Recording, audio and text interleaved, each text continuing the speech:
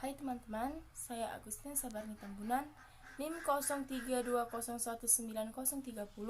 Di sini saya akan menjelaskan mengenai proteksi radiasi.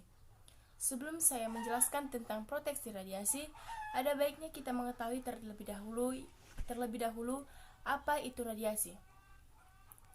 Radiasi adalah pancaran energi melalui suatu materi atau ruangan dalam bentuk panas, partikel atau gelombang elektromagnetik ataupun cahaya atau juga yang disebut foton dari sumber radiasi.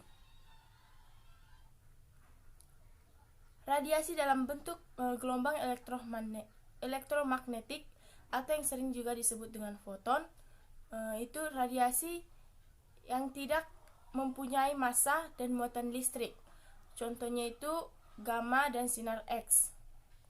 Juga termasuk radiasi tampak seperti sinar lampu, sinar matahari, gelombang microwave, radar, dan handphone, menurut Batan tahun 2008.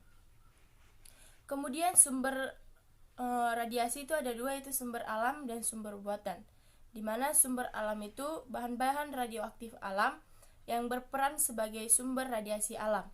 Kemudian radiasi buatan yaitu di mana radiasi dan radioaktif yang ada sejak terciptanya alam. Terdapat juga radiasi atau radioaktif yang dipancarkan dan dari bahan radioaktif yang dibuat oleh manusia.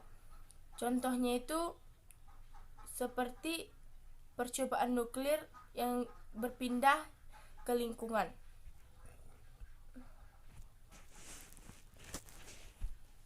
Radiasi ada dua jenis, yaitu radiasi pegion dan radiasi non-pegion.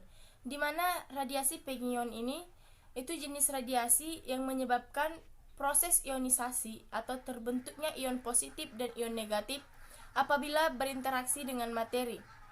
Kemudian radiasi non-pegion ini yaitu jenis radiasi yang tidak dapat menyebabkan efek ionisasi apabila berinteraksi dengan materi. Adapun tujuan dari proteksi radiasi yaitu untuk mencegahnya terjadi efek non-stokastik yang berbahaya dan membatasi peluang terjadinya efek stokastik hingga pada nilai batas yang dapat diterima masyarakat, dan meyakinkan bahwa pekerjaan atau kegiatan yang menggunakan zat radioaktif atau sumber radiasi dapat dibenarkan. Apa sih efek dari radiasi itu? Yang pertama itu efek stokastik, yaitu efek radiasi yang dipengaruhi oleh dosis ambang yang menyebabkan perubahan pada sel tubuh. Contohnya seperti kanker, efek pewarisan atau perubahan genetika. Kemudian non-stokastik yaitu atau deterministik, di mana efek radiasi yang dipengaruhi oleh dosis ambang yang menyebabkan kematian sel. Contohnya sel kulit mati, katarak, kematian pada janin. Adapun prinsip dari proteksi radiasi yang pertama itu justifikasi, yaitu di mana kegiatan harus memberikan manfaat yang nyata atau adanya asas manfaat. Kemudian dua, optimasi, yaitu paparan radiasi harus diusahakan serendah mungkin. Kemudian limitasi, di mana dosis radiasi yang diterima tidak boleh melebihi nilai batas dosis.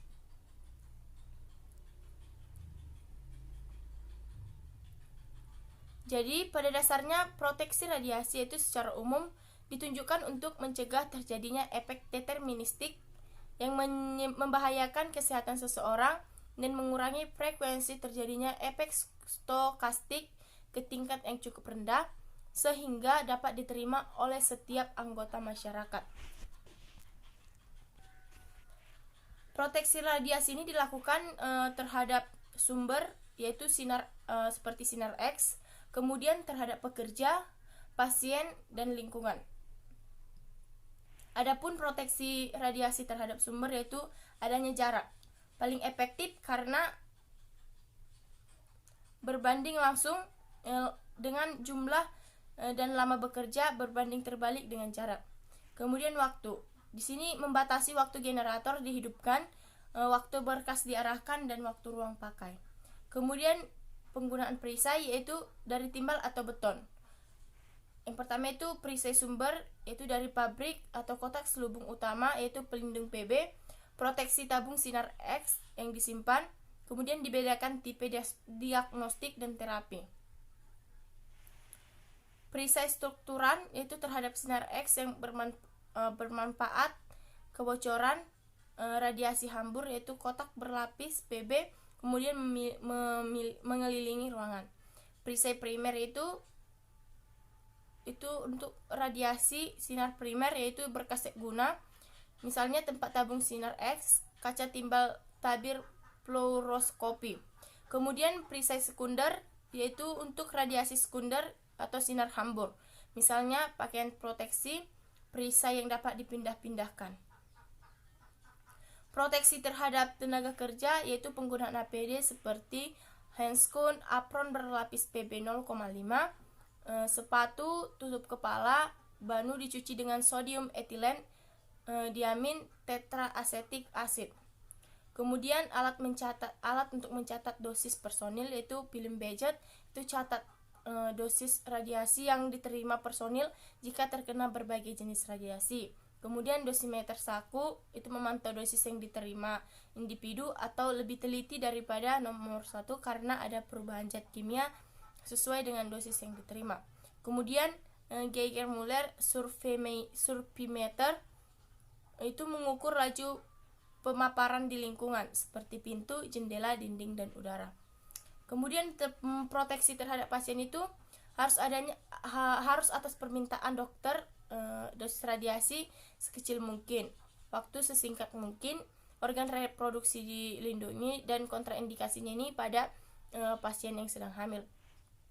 Proteksi terhadap lingkungan yaitu perencanaan lokasi, bagian radiologi, prosedur radioaktif yang akan digunakan, ventilasi, dan IPAL.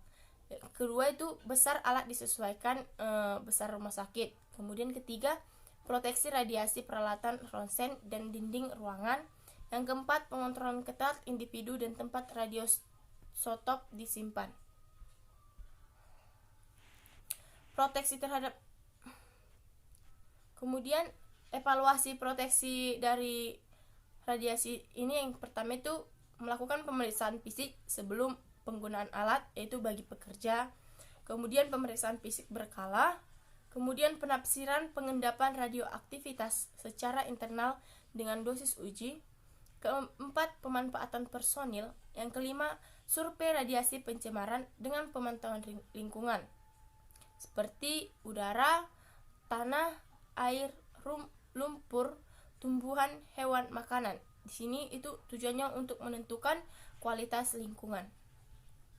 Adapun alat ukur untuk proteksi radiasi yaitu dosimeter perorangan, monitor area, dan monitor kontaminasi. Demikianlah penjelasan saya, lebih dan kurangnya saya mohon maaf. Terima kasih.